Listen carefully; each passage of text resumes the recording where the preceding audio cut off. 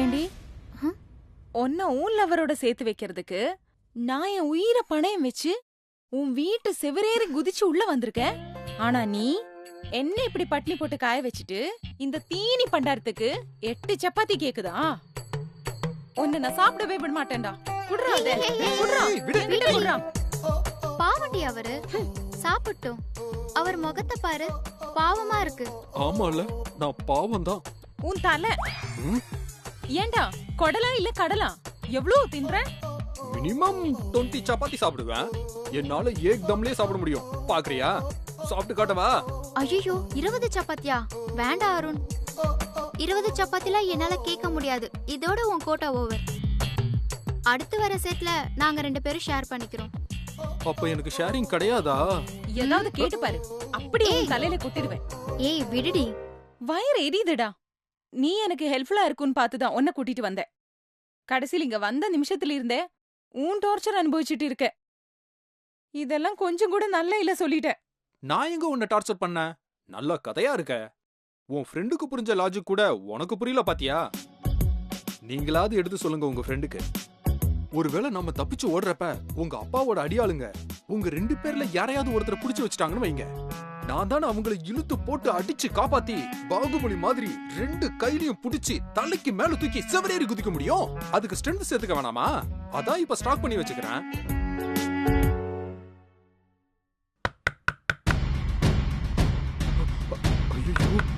டேய் உள்ள போடா.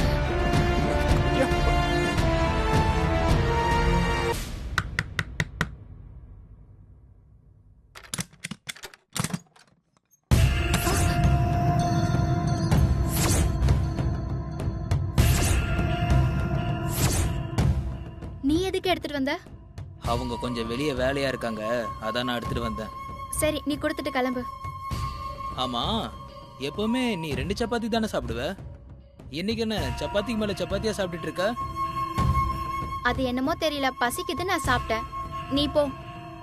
நீ மட்டும் தான் சாப்பிடுறியா இல்ல வேற யாராவது சாப்பிடுறாங்களா? நீ கிளம்பு.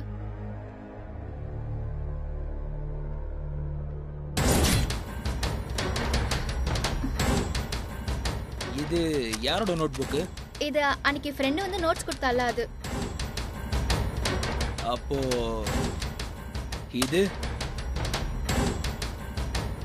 சொல்லு, இது உன் ஃப்ரெண்டு கொடுத்ததா இல்ல உன் ஃப்ரெண்டே வந்து கொடுத்ததா?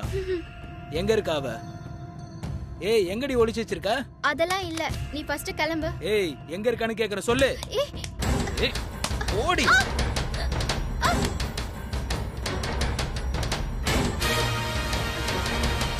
அங்க யாரும் இல்ல.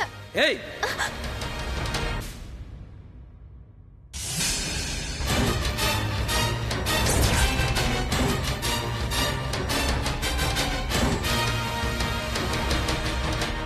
அப்போ இது யாரு? என்ன டிராமா போடுறீங்க? என்ன நடக்குதுங்க?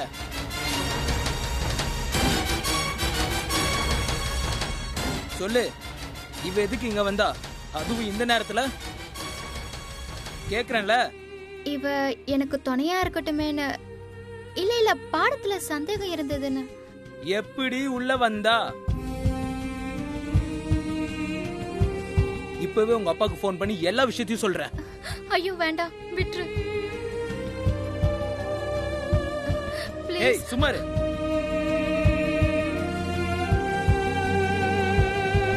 ஏய்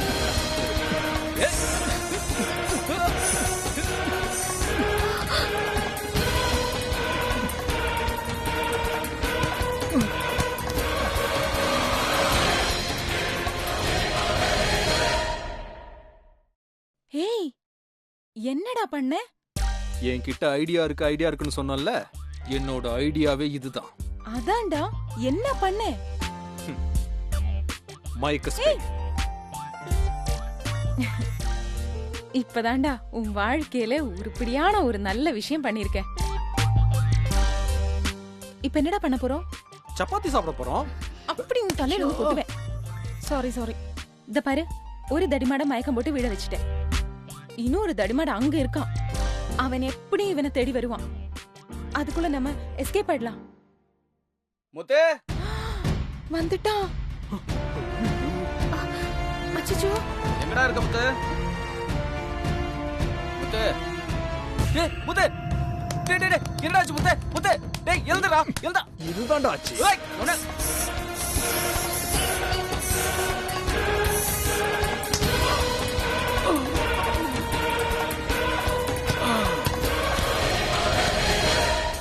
அச்சச்சோ, 2 தடிமாடும் மயக்கம் போட்டானுங்க. இனிமே நமக்கு எந்த பிரச்சனையும் இல்ல. ஐயோ எங்க அப்பாக்கு தெரிஞ்சது பெரிய பிரச்சனையே ஆயிடும். இப்ப என்ன பண்றது?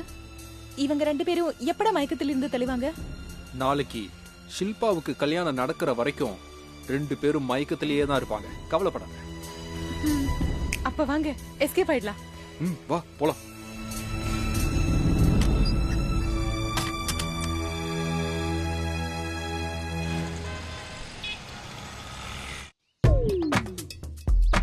ஏய் வா.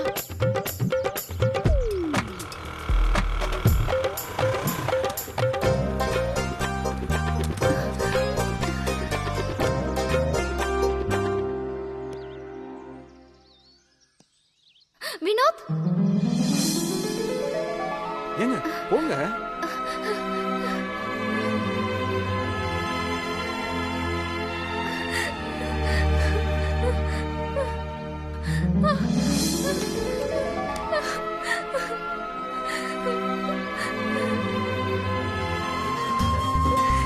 வா திவ்யா போவோம்.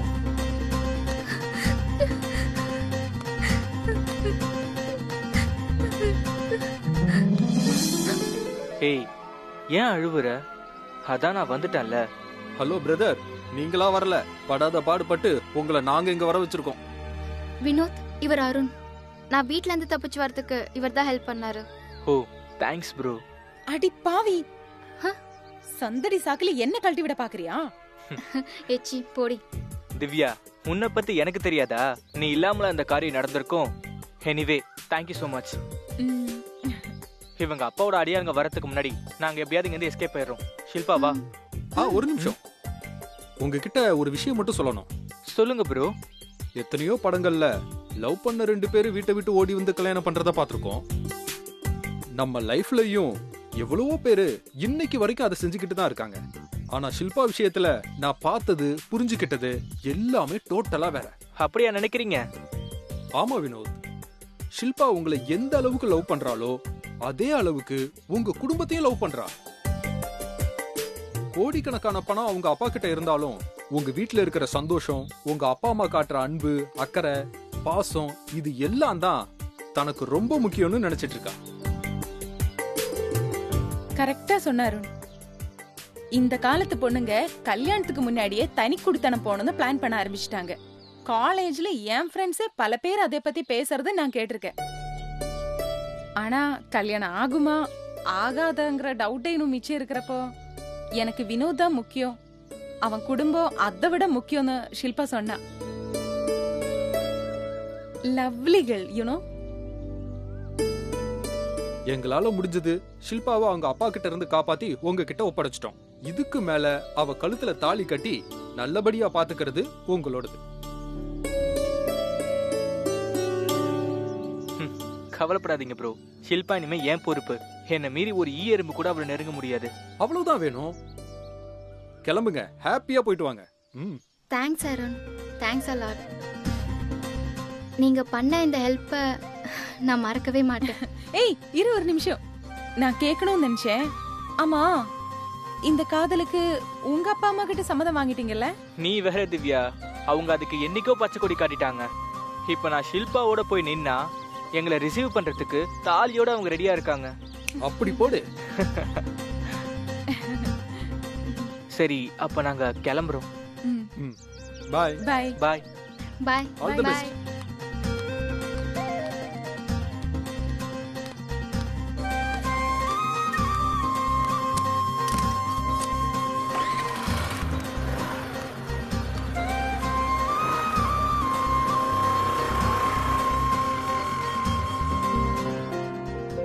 என்ன மேடம், ஓகேவா? என்ன ஓகேவா? இல்ல, உங்க ஃப்ரெண்ட அவ லவரோட சேர்த்து வச்சு அனுப்பி வச்சாச்சு. அது ஓகேவா இல்லையா திருப்தியான்னு கேட்டேன். Okay okay. இத கொஞ்சம் சிரிச்சுக்கிட்டே சொல்லி இருந்திருக்கலாம். ஓகே. நான் கேட்காமலே இருந்திருக்கலாம். சரி, என் வேலை முடிஞ்சிருச்சு, நான் கிளம்புறேன். ஏய், எங்க போற? என்னோட மோதிரத்தை திருப்பி கொடுத்துட்டு போ. என்னது மோதிரமா? அடிப்பாவி, மோதிரத்துக்கு பதிலாதான் இந்த ப்ராஜெக்டையே என் தலையில கட்டின. இத பாரு, இந்த கதையெல்லாம் என்கிட்ட வேண்டாம். மோதிர கணக்கு முடிஞ்சு போன கணக்கு. ஏய், அப்படியெல்லாம் என்னால ஈஸியா விட்டுற முடியாது. இத பாரு, மோதிரம் இல்லாம நான் வீட்டுக்கு போனா எங்க அப்பா அப்படியே என்ன கொலை பண்ணிடுவாரு. நீ என்ன பண்ணுவியோ ஏது பண்ணுவியோ எனக்கு தெரியாது. ஷில்பாவை வினோதோட சேர்த்து வச்ச மாதிரி என் மோதிரத்தை மீட்டு என்கிட்ட சேர்க்க வேண்டியது உன் பொறுப்பு. ஹேய், ஆளை விடு சாமி. நீயாச்சு உன் மோதிரமாச்சு. இனிமேல் உன் நிழல் இருக்கிற பக்கம் கூட நான் வரமாட்டேன். ஏய், என்னடா ஓவரா பேசுற? அவ்வளவுதான் உனக்கு, பாத்துக்கோ. நீ தாண்டி ஓவரா பேசுற. நீ தாண்டா பேசுற.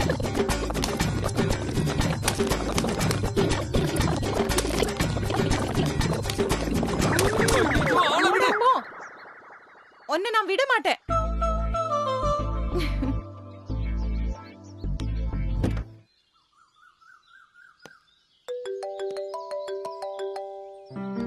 ஹலோ, நான் பேசுறேன் சார் அவங்க கிட்ட. நான் கூப்பிடுறேன் சார் உங்களை. ஓகே, பாய்.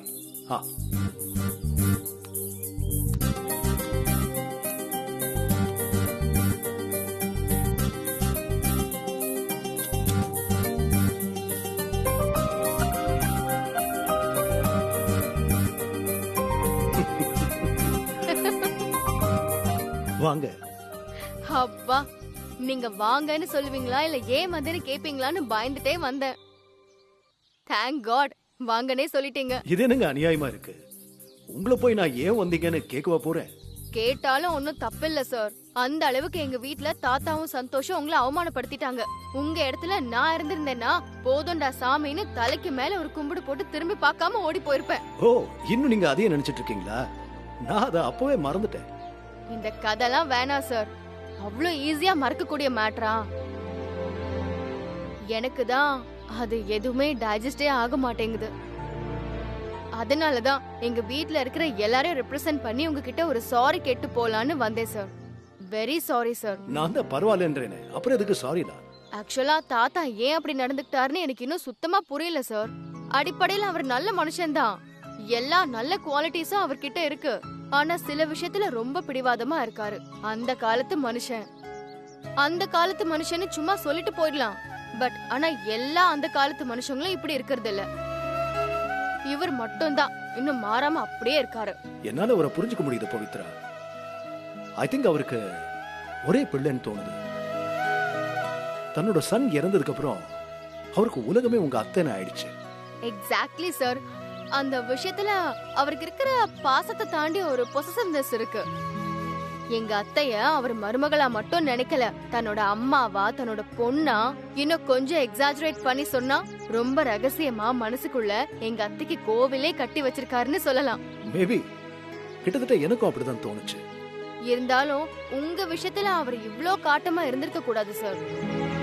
எந்த தப்புமே பண்ணாம நீங்க அநியாயத்துக்கு திட்டு வாங்கினது எனக்கு ரொம்ப சங்கடமா போச்சு sir. Just leave it Pavithra.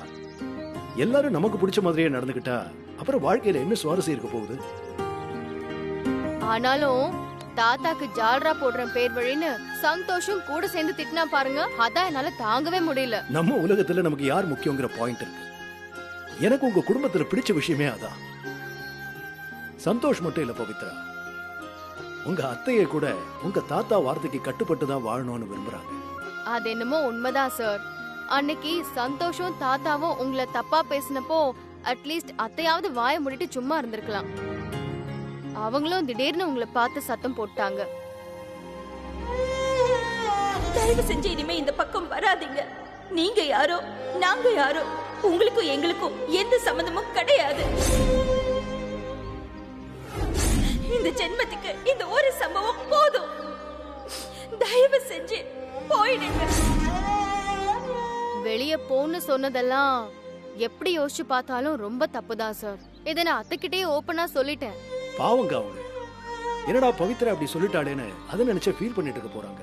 Feel பண்ணா பண்ணிட்டு போகட்டும் சார். எங்க அத்தைய எனக்கு ரொம்ப பிடிக்கும். அதுக்கு நீ எல்லாத்தையும் ஒத்துக்க முடியுமா?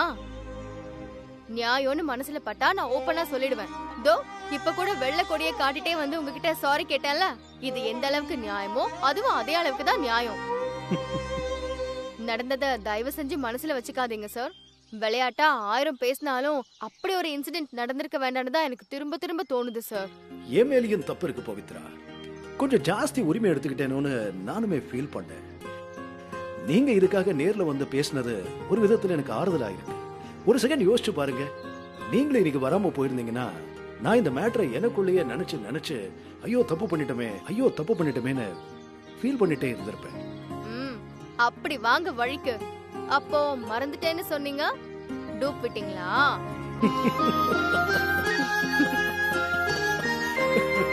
வேணும்னா ஒரு சௌரியத்துக்கு இப்படி எடுத்துக்கோங்க. எங்க தாத்தாக்கு அடி மனசுல உங்களை ரொம்ப பிடிக்கும். யார ரொம்ப பிடிக்குதோ அவங்க மேலதானே கோபமும் ஜாஸ்தியா வரும்.